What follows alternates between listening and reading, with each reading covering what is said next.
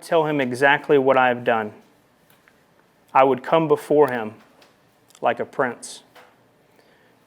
And so again, just as a reminder, that's where the series has come from, the name Prince of a Man. As Pastor James has explained in the past, it's written in the book of Revelation that God has called all men, all of his sons, to the appointed position of king and priest of our homes. And that's the position that we long for, that we long to walk out, that we long to carry out.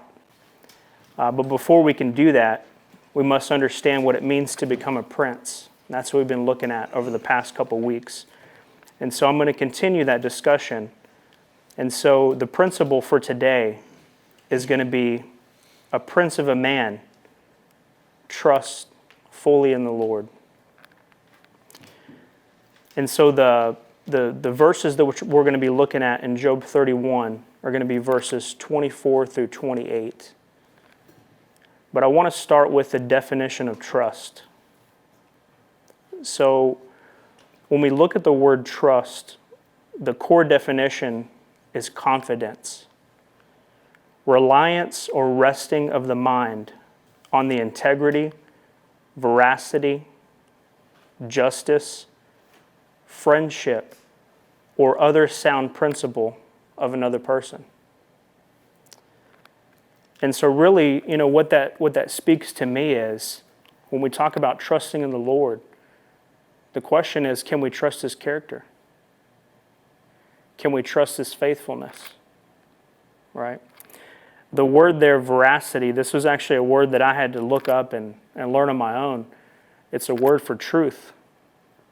There's actually a definition of veracity, which is invariable, which is one of the characteristics of God, as we know. He's a God that doesn't change. He's the same God of yesterday, today, and forever. He's the God that there's no shifting shadow found in him. So we can rest our confidence on him. He's our foundation. He's our rock. And so let me go ahead and read verses 24 through 25 to put into context where this idea of trust has come from. So Job goes on to say, "If I have put my trust in gold, or said to pure gold, you are my security. If I have rejoiced over my great wealth, the fortune my hands had gained." And so remember, Job was a man of great wealth. Not only did God say that there's no man like Job in the entire world, but it also says that he was the greatest man of the East. So he was an entrepreneur. He had cattle. He had a house. He had a business. He was known in the community. He had great wealth. So it would have been easy for him to put his trust in his wealth, in his money, his possessions. But Job goes on to defend himself against this accusation and says, even though I had these things, I don't put my trust in them. I'm not guilty of placing my trust in my possessions. So he goes on to defend himself against this accusation. And really at the heart of this is an accusation of covetousness, which Pastor James touched on a few weeks ago. So I'm not going to spend too much time on this first principle, but I did want to kind of expound on it because Job touches base with it here in the first two verses. And so covetousness, it's often associated with money, but it can really be anything that is possessed or desired. It's anything that we obsessively desire. The definition actually says an inordinate desire for something, excessively eager to obtain or possess.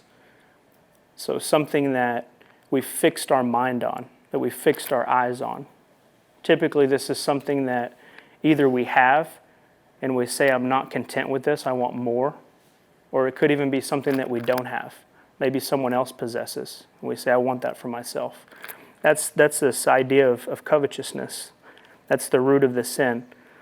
So I want to go over a few scriptures that kind of highlight the sin of covetousness.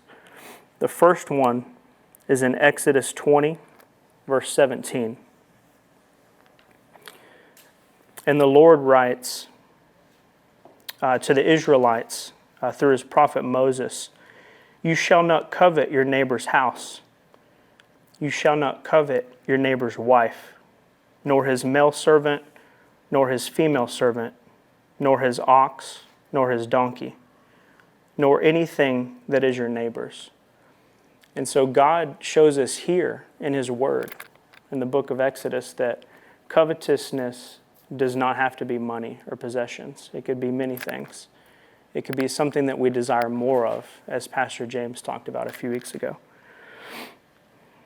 And real quick, I want to show you an example from the New Testament. This is Apostle Paul in 1 Timothy 3. He's actually talking about the type of character that is required for someone who's a leader of the church. So an overseer, an elder, some translations say a bishop, right? So this to me speaks directly to what we're talking about, a prince of a man. When I think of a pastor or a leader, or someone of renown in the church or in the faith community, this would be a prince of a man, right?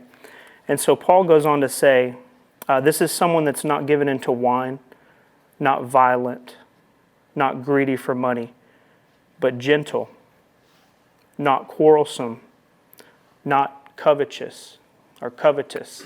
It's one of those words that I struggle with. Lord help me. But you see it highlighted here. This is still the heart of God. Sometimes it's easy for us to look at the Old Testament and say, well, that's what God told the Israelites.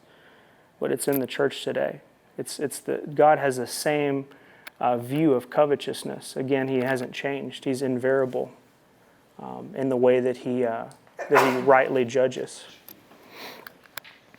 And so, the reason I wanted to highlight covetousness is because it's directly related to trust. This is one of the ways that we can shift our trust from being in the Lord to being in other things, whether it be money, possessions, or other material objects, maybe something else that we don't own or possess. So Job goes on, and in verses 26 through 28, Job actually brings up a new accusation. And so this is still in relation to trust, but it's another sin that he's accused of, right, that's been brought up against him, that would prove that he's given his trust to something else other than God. So Job goes on in verse 26 through 28. He says, if I have regarded the sun in its radiance, or the moon moving in splendor, so that my heart was secretly enticed, and my head offered them a kiss of homage, then these also would be sins to be judged, for I would have been unfaithful to God on high. That's powerful. It's powerful. So if I've given my trust to something else, whether it be a created thing, whether it be a man-made thing, then I have committed idolatry and I've been unfaithful to God. Some translations say that I've denied God. I've forgotten God, right? And so I've placed my trust in something other than God.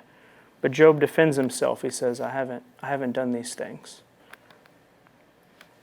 And so I want to look at idolatry a little bit closer here. And so the definition for idolatry that I found is the worship of idols, images, or anything that is not God. The excessive attachment or veneration for anything, or something that borders on adoration, right? And so you can see that this is a heart issue, just like covetousness that says, I'm not content with what I have, I need more.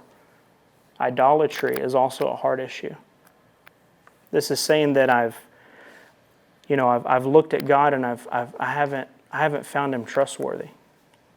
If you had the opportunity to watch Pastor Amy this past Sunday, she actually mentioned that. She took the message back to the garden, back to the original sin, Adam and Eve, where Satan's accusation was to challenge the trust of God. Can he be trusted?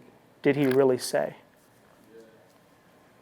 You won't really die if you eat of it. You can't trust his word. And so that's what this is. This idea of idolatry is that, I've looked at God and I've looked at his word, and I've looked at his character, and I've said, I desire to trust in something else or another God, right? And so really, there are two types of idolatry. When you break it down, and Job actually touches on one of those, you can worship created things. So these are things that are created by God. This is what Job's talking about. The sun, the moon, the stars, even people. So we know that we're created by God. A lot of people will dismiss idolatry a little bit too prematurely, in my opinion, because they'll say, well, this is America. I'm a Christian. I'm a believer. I don't worship the sun. I don't worship the moon. I don't worship the stars. But what about other people? Right? Have we placed our trust in other people above God? Maybe people, sporting stars, people of fame and fortune, maybe even church leaders. I've seen personal situations, with friends and in the community that put too much trust even in their spouse. Right? We should be able to trust our spouse, but not above God.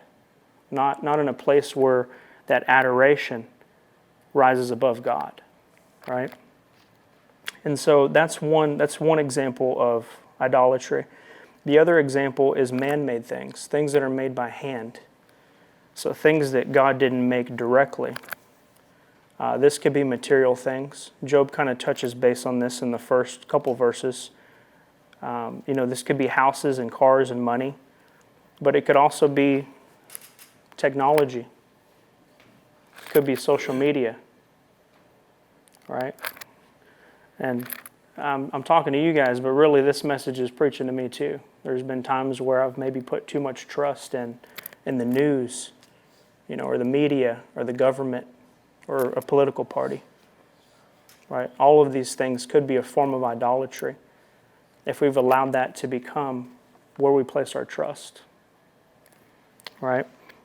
And so I want to review a few scriptures here. I probably won't have time to get to all of them because I want to give time to be able to break out into the discussion groups, small groups. But I want to touch base on a few scriptures here. The first one is in Exodus as well. So in Exodus chapter 20, verses 3 through 6, this is what the Lord says about idolatry. He says, "You shall have no other God before me," or gods before me. "You shall not make for yourself a carved image, any likeness of anything that is in heaven above, or that is in earth beneath, or that is in the water under the earth. You shall not bow down to them, nor serve them. For I, the Lord your God, am a jealous God, visiting the iniquity of the fathers upon the children to the third and fourth generation of those who hate me." So it's interesting. I want to stop there for a second. We talked about idolatry being a form of denying God, refusing God, forgetting God. In God's words, he says, you hate me. If you're living in idolatry, he takes it personal. He says, you hate me. But then he goes on to say, but showing mercy to thousands, to those who love me and keep my commandments. Right? So we see both. We see God's stance on idolatry, what happens when we place our trust in other things that are not God. Right? But we also see his mercy and his grace and his compassion towards those who do trust him, who do love him. This next verse here, again, I want to kind of show the parallel between Old Testament and New Testament. I want to show you guys that God does have that veracity that we talked about. God has that truth that unwavering, unmoving truth. He's just throughout. And so in Colossians chapter 3, this is verses 5 through 7, Apostle Paul gives us this strong command. He says, "Therefore put to death your members which are on the earth." He goes on to specifically talk about what those things are: fornication, uncleanliness, passions, evil desire. He even says, and covetousness. Some translations say greed, right, which is another translation of covetousness. But he says, in covetousness, then Apostle Paul goes on to say, which is idolatry, which is interesting, right? So he ties it all together. It says, these things which are idolatry. And he goes on to say, he echoes the heart of God from Exodus 20. Because of these things, the wrath of God is coming upon the sons of disobedience, in which you yourselves once walked when you lived in them. What's so powerful about that is he's talking to us. He's talking to the church. He's talking to the disciples of Jesus Christ. And to me, this is a call. I hear the call of God in this, because Paul says, in which you yourselves once walked when you lived in them. But now Paul is saying, I'm calling you out to be a prince of a man, just like we're looking at in Job 31. I'm calling you out of those things. I'm calling your trust back into God. If for any reason you've put your trust, you've put your confidence in something else, he's saying, I'm calling you back out. Don't forget. And so there's a few other examples. For time's sake, I'm not going to read the scriptures themselves.